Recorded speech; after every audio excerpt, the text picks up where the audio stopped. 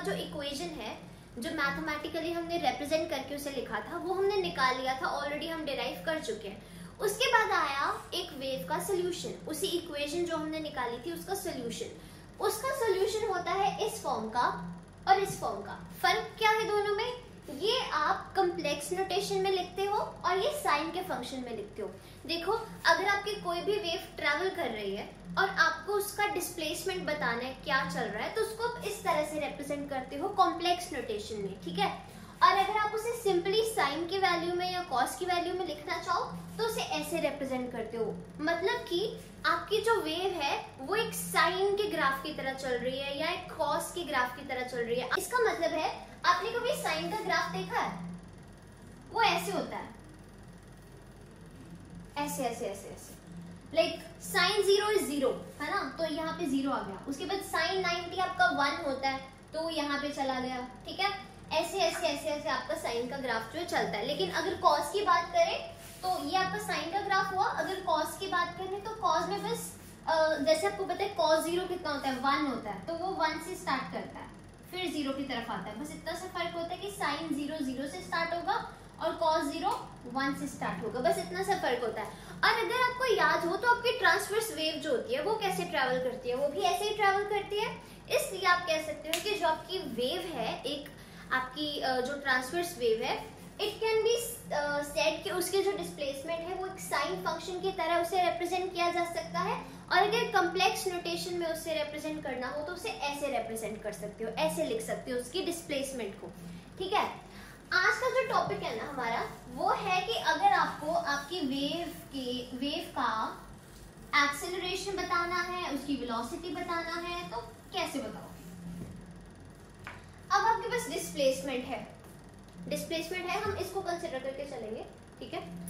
आपके पास डिस्प्लेसमेंट है, आपको वेलोसिटी बतानी है, कैसे बताओगे? वेलोसिटी क्या होता है?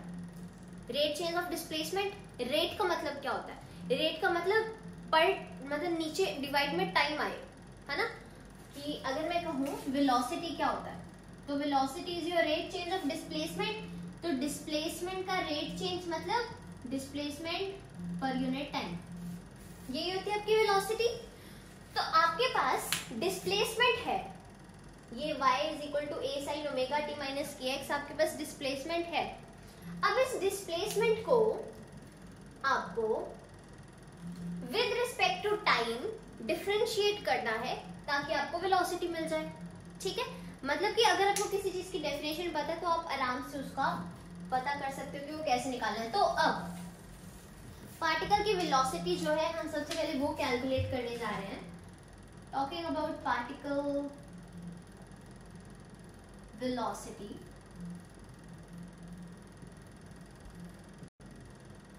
डिस्प्लेसमेंट आपके पास है, वेलोसिटी को हम v से रिप्रेजेंट करते हैं, that is your dy by dt। ऐसे रिप्रेजेंट करते हो ना, dy by dt मतलब differentiation of displacement with respect to time, okay.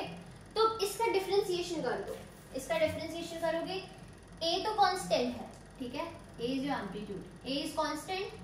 Sine theta का डिफरेंशिएशन क्या होता है? साइन थीटा का डिफरेंशिएशन इज cos थीटा, तो cos लिखा, थीटा यहाँ पे क्या है, ओमेगा t माइनस kx लिख दिया, ठीक है। उसके बाद सबसे पहले चेन रूल की तरह डिफरेंशिएशन करते हैं इसकी। उसके बाद ब्रैकेट के अंदर वाली टर्म का with respect to time differentiation करो। इसमें तो टाइम की टर्म ही नहीं है तो इसका डिफरेंशिएशन तो हो ही 0 जाएगा। इसमें टाइम की टर्म है तो इसमें ओमेगा आ जाएगा। ये आपकी डिफरेंशिएशन हो गई। तो क्या है आपके पास, ये आपके पास आपका, इसे अगर लिखना हो तो a omega cos omega t minus kx ऐसे लिख दो। ये आपके पास आपकी वेलोसिटी आ गई, सिंपल, बस डिफरेंशिएशन किया डिस्प्लेसमेंट का और वेलोसिटी मिल गई। अगर मैं आपको कहूं कि वेलोसिटी मैक्सिमम कब होगी और वेलोसिटी मिनिमम कब होगी, सबसे पहले बात कर लेते हैं मैक्सिमम की। तो सबसे पहले देखो आपके पास वेलोसिटी का एक्सप्रेशन क्या आया, a omega cos omega t minus kx। cos का वैल्यू मैक्सिमम क्या होता है? cos 0 is 1, cos 0 is 1 मतलब कि अगर ये चीज 0 के बराबर हो जाए तो ये मैक्सिमम हो जाएगी। Like cos 0 is 1 and cos 90 is 0, तो मतलब जैसे जैसे आप 0 से लेकर 90 की तरफ जाओगे, एंगल बढ़ाओगे तो वैल्यू कम जा रही है, वैल्यू कम हो रही है। तो सबसे मैक्सिमम वैल्यू कॉस की कहां पर हुई? 0 पे। cos 0 is 1। तो if cos 0 is 1, this is the maximum value.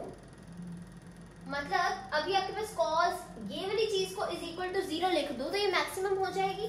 तो मैक्सिमम के लिए आपके पास omega T minus K x जो है वो 0 के बराबर होना चाहिए, यानी आपका omega t is equal to k x होना चाहिए। उसको दूसरी साइड ले गए, ठीक। और वैसे मैंने आपको क्या बताया कि वेलोसिटी मैक्सिमम कब होगी? जब आपका a cos, ये वाला जो a omega cos omega T minus K x जो है, इसमें ये वाली टर्म 1 के बराबर हो जाएगी, क्योंकि cos की मैक्सिमम वैल्यू 1 होती है 0 पर। तो अगर आप इसको 1 लिख दो तो आपकी वेलोसिटी मैक्सिमम क्या आ जाएगी? a ओमेगा, ठीक है। तो ये आपकी मैक्सिमम वेलोसिटी आ जाएगी और ये मैक्सिमम वेलोसिटी के लिए कंडीशन आ जाएगी, सिंपल। और अब हम बात कर लेते हैं एक्सेलरेशन की।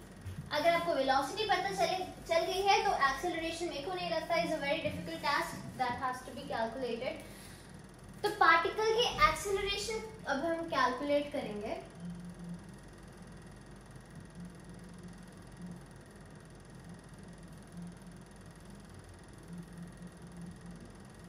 अब देखो एक्सेलरेशन का डेफिनेशन क्या होता है? रेट चेंज ऑफ वेलोसिटी, यानी एक्सेलरेशन इज कि वेलोसिटी पर यूनिट टाइम, मतलब वेलोसिटी का टाइम के रिस्पेक्ट में डिफरेंशिएशन करोगे। वेलोसिटी आप निकाल चुके हो, इसका टाइम के रिस्पेक्ट में डिफरेंशिएशन कर दोगे, यही हुआ ना एक्सेलरेशन। तो acceleration can be calculated by, जिसको कि हम a से रिप्रेजेंट कर रहे हैं, स्मॉल a से, that will be equal to dv by dt। dv by dt मतलब कि differentiation of velocity with respect to time. Now या इसको dv by dt भी लिख सकते हो, या फिर आप उसको d square y by dt square भी लिख सकते हो।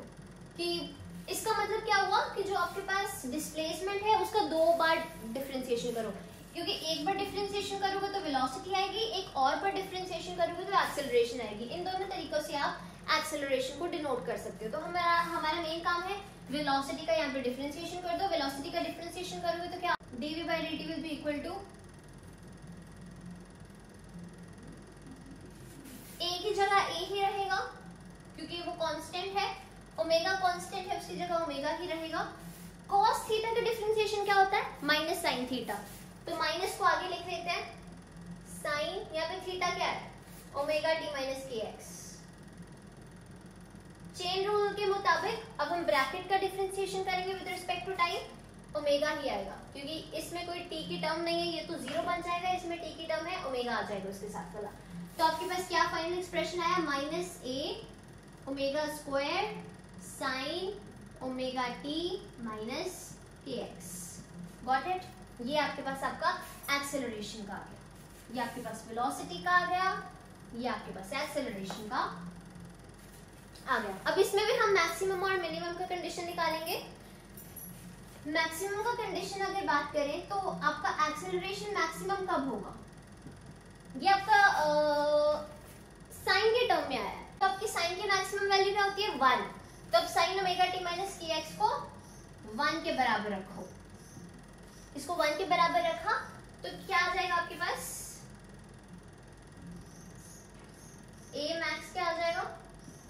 इसको 1 के बराबर रख के इसमें पुट कर दो तो a max is minus a omega square.